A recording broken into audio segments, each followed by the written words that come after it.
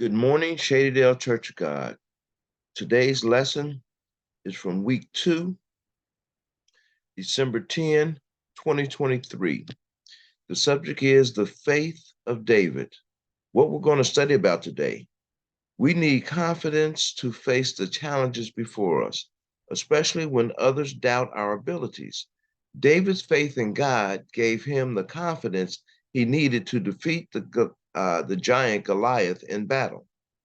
Our Bible passage will be coming from 1 Samuel chapter 17, verses 31 through 37, verses 45, verses 48 through 50. The topics that we will be discussing is confidence, assurance, and faith in God. Let's take a look at our Bible background. The Philistines came to battle against the Israelites with Goliath, challenging them to send a soldier worthy to face him in one-on-one combat. Goliath was over 9 feet tall.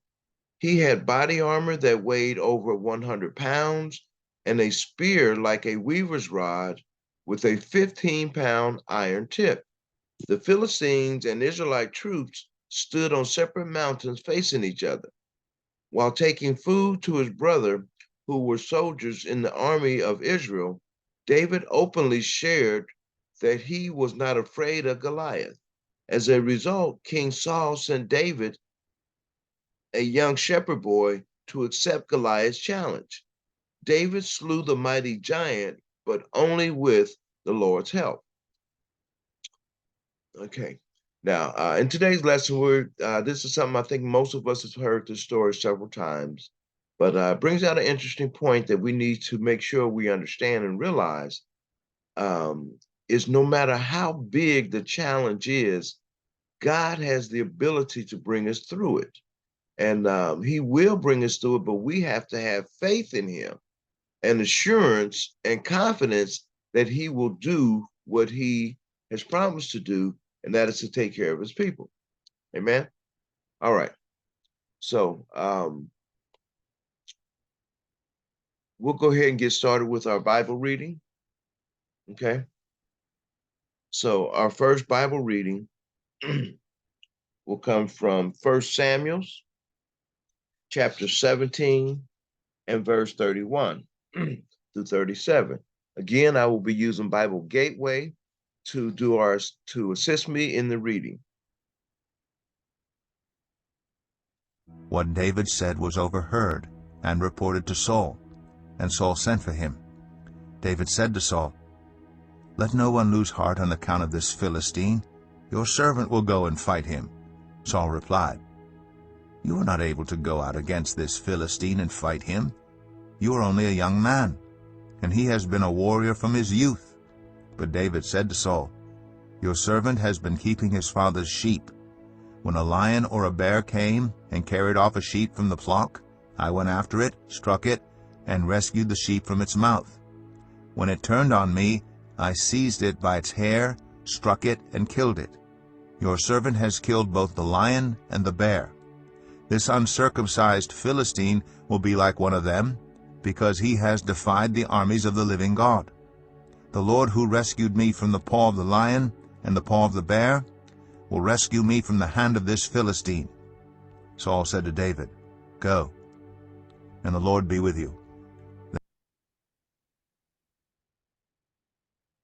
Okay. So, when young David went to visit his older brother, who was fighting with Israel's army against the Philistines, he found the Philistine giant Goliath threatening and challenging the Israelite soldiers, who were all terrified of this threat.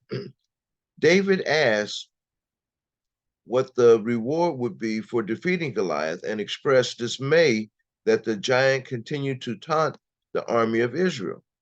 David kept asking about it, and some of the soldiers overheard him and reported his interest to King Saul. So Saul sent for him. David told Saul the same thing, that no one should lose heart on account of the Philistine, and that David himself was willing to go and fight him. A little shepherd boy exhibited more courage than all of the mighty men of Israel.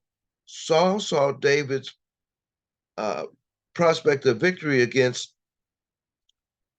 Saul thought David's prospect of victory against the Philistine giant to be minimal, since David was just a young man and Saul had been a warrior from his youth.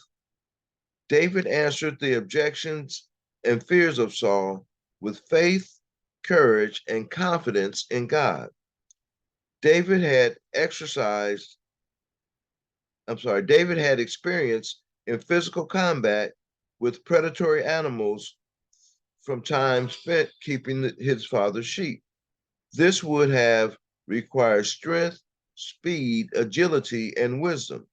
He was not ashamed of his youth, of his lack of experience fighting in wars, or his history as a simple shepherd. The lion and bear were enemies of David and his sheep, but Goliath, because he had defied the armies of the living God, was an enemy to the Lord and to all of Israel.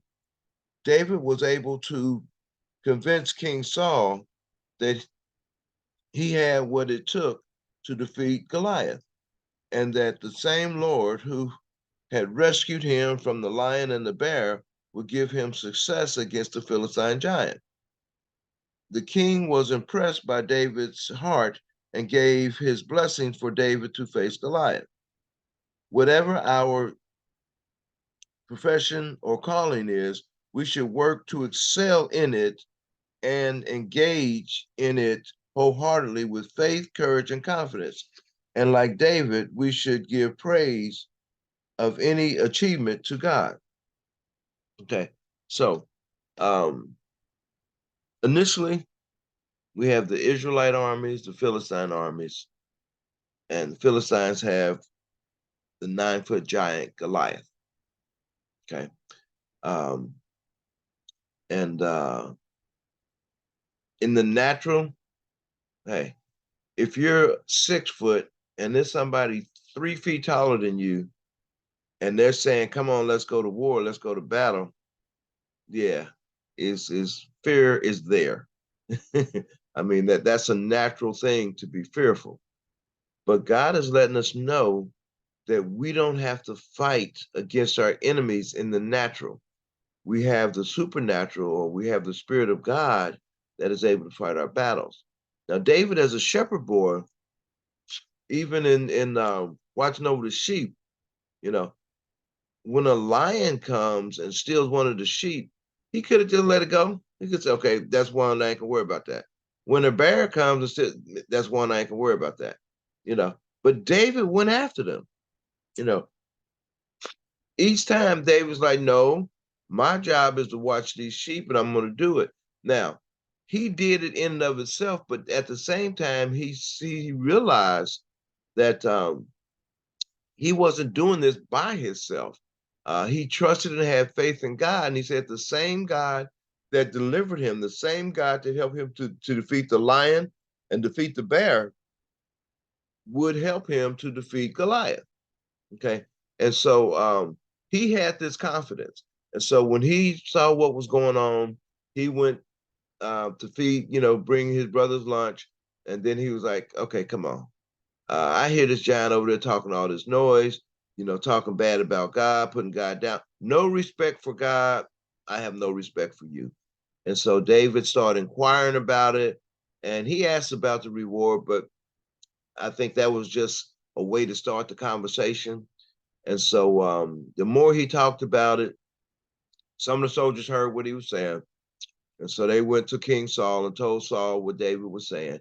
And Saul was like, "Okay, wait, somebody's willing to fight. Okay, who is this? Come on, bring him to me. Bring him to me. Let me see who this is." So they had Saul. Saul had him go get David and brought him. And when Saul saw David, his first thing was like, "Oh my God, come, is this some kind of joke? Come on, dude. Hey, I appreciate what you're trying to do, but man, you're just a young boy. You're a kid. What can you do?" And so David explained to him about the bear and about the lion. And and he said basically, "Hey, look, man, don't let my size fool you. It's not me, but it's the God in me." And so once he convinced Saul of this, then Saul said, okay, basically what we got to lose. And David was like, bruh, don't worry about it. We got this. Y'all don't have to be afraid. God's going to help me win this battle. Okay. So let's move on to verse 45. Okay.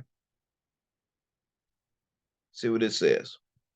David said to the Philistine, "You come against me with sword and spear and javelin, but I come against you in the name of the Lord Almighty, the God of the armies of Israel, whom you have defied." Okay. So Goliath was full of confidence and also pride. He felt assured that he would easily defeat David. David spoke with as much assurance as the Philistine, but it was his faith in God that gave him his confidence. Goliath had defiled the name of the Lord Almighty, and it was the Lord's name that David would defeat him. It was in the Lord's name that they would defeat him. Goliath was relying on his own human strength and traditional um, implements of battle, but David ascribed to God all his glory and the triumph he anticipated. Um, and initially, King Saul, when he was preparing David, you know, he said, okay, if I let you go out here, you're going to have to, wear all this armor. David, out of respect, put it on and like, man, I'm not used to this armor. I can't wear this. Thanks, but no thanks. Well, take the sword. No, I appreciate that, but thanks, but no thanks. God has equipped me with what I need. Okay. And so David was willing to go into battle with a slingshot and 3 rocks. Okay. To fight a 9-foot giant. And as he was going to the giant said, come on, are you kidding me? Am I a dog? You can bring this little kid. He can't do anything with me. He looked at the physical. And one of the reasons why we can always defeat our enemy is because they think they're fighting just us. If we go into battle without God, then it is a very real possibility we will lose. We go into battle with God, then we will win every time. And this is the confidence and assurance and the faith that David had because he knew he was going into battle with God. He wasn't going into battle um, by himself. Okay. so so anyway, uh, they was like, all right, you talking all this noise, I got something for you. This, David had as much or more faith. No, David had more faith and assurance that he would defeat Goliath than Goliath had that he would defeat David, because Goliath was dependent only upon his human strength, and David was dependent upon his abilities to allow God to use him. Okay, let's go ahead and read this last portion, starting at verse 48. As the Philistine moved closer to attack him, David ran quickly toward the battle line to meet him. Reaching into his bag and taking out a stone, he slung it and struck the Philistine on the forehead. The stone sank into his forehead, and he fell face down on the ground. So David triumphed over the Philistine with a sling and a stone. Without a sword in his hand, he struck down the Philistine and killed him.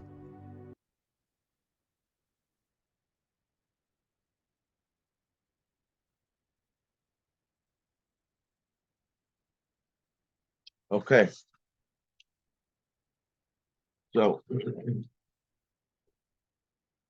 the Philistine giant moved closer to attack David, looming over him like a huge mountain, anticipating a quick kill.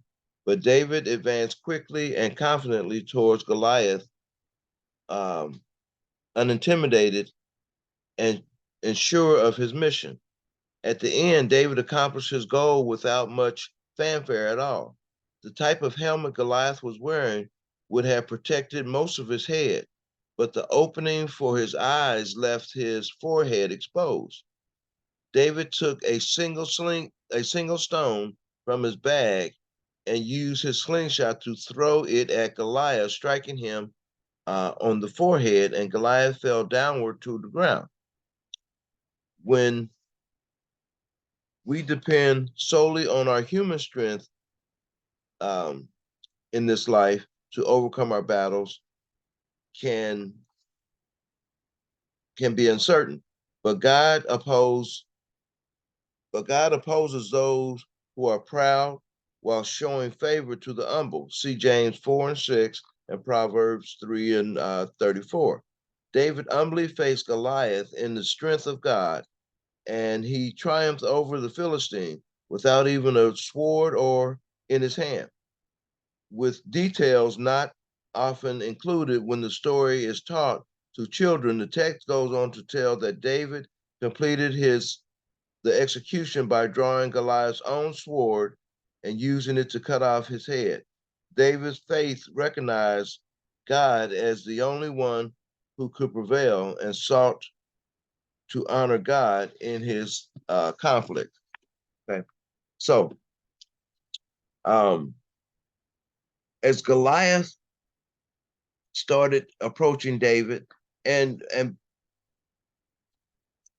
Goliath was still trying to use intimidation. He was still trying to intimidate David. So he's coming at David like, yeah, I'm getting ready to get you. I'm going, and he was coming at him, as a big bully, as bullies will do. But David did not back down. David had faith in God. David started coming at Goliath as well. Said, I'm not going to retreat. Okay. Now, he took a slingshot, took a rock, swung around, hit Goliath in the forehead, right? And it killed him. Now, David, being who he is, used to using a slingshot, okay. But to be able to hit this target without practice, how many 9-foot targets have you think David used, had occasion to throw his a rock at, with a slingshot? Number one, there was no reason to. Um, Watching his father's sheep, lions and bears. Well, I guess if a bear stands up on his hind legs, he could be 9 foot. But for the most part, that's just not going to happen. But David didn't even kill the bear with a slingshot. He killed him with his hands. Okay. Um, and so this was not something he had a lot of practice at. But because of God's grace and because of God being with David, God basically guided his rock to be able to hit him in just the right place to kill him. He had 3 rocks. He only needed 1.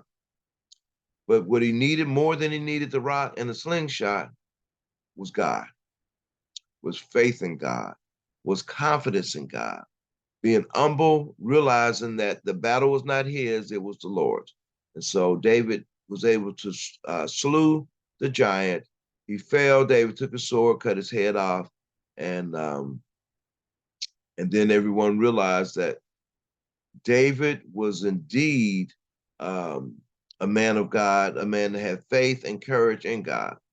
Now, we need to be men and women of God and have faith and courage in God, no matter what the challenges are, that God will deliver us.